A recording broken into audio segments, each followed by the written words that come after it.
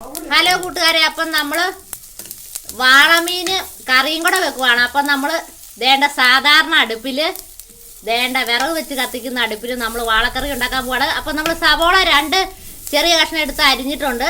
പിന്നെ പച്ചമുളക് 2 എണ്ണം, വെളുത്തുള്ളി, ഇഞ്ചി എന്നിവ കറിവേപ്പില ഇട്ടിട്ടുണ്ട്. അപ്പം നമ്മളിത് വഴറ്റിക്കൊണ്ടിരിക്കുകയാണ്. സവോള ഒന്ന് വഴന്നു വരണം. അപ്പോൾ ഉപ്പും കൂടെ ഇടണേ. പിന്നെ കുറച്ച് ഒരു 1/2 സ്പൂൺ മഞ്ഞൾപ്പൊടി ഇട്ടിട്ടുണ്ട്.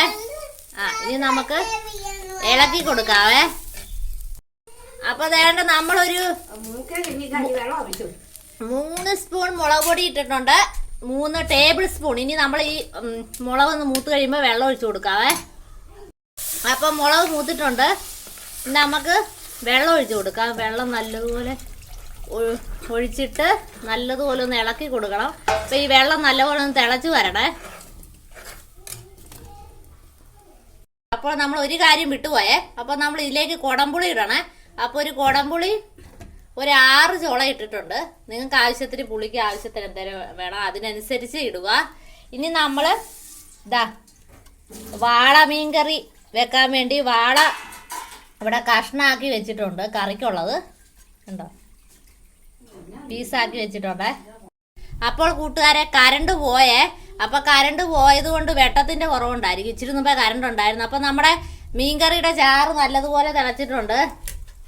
നമുക്ക് കഷ്ണങ്ങളാക്കി വെച്ചിരിക്കുന്ന മീൻ ഇട്ട് കൊടുക്കാവേ. അപ്പോൾ വിറകടുപ്പൊക്കെ കാണാത്തവർ കണ്ടോട്ടോ. ഇന്നത്തെ കുക്കിങ് നമ്മൾ വിറകടുപ്പിലാണ്. കുറേ വിറക് മോളി വെച്ചിട്ടുണ്ട് ഉണങ്ങാൻ വേണ്ടി, തണുപ്പ് അടിക്കാൻ. ഇതപ്പോൾ നമ്മൾ കഷ്ണങ്ങളൊക്കെ നല്ല ഇട്ട് കൊടുക്കുവാണേ. അപ്പം ഇതുപോലെ എല്ലാ കഷ്ണങ്ങളും ഇട്ട് കൊടുക്കണേ. അപ്പോൾ വേണ്ട നമ്മൾ മീനെല്ലാം ഇട്ട് കൊടുത്തിട്ടുണ്ട്.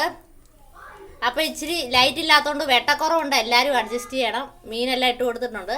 നമുക്ക് അടച്ചു വെച്ച് വേവിച്ചെടുക്കാം.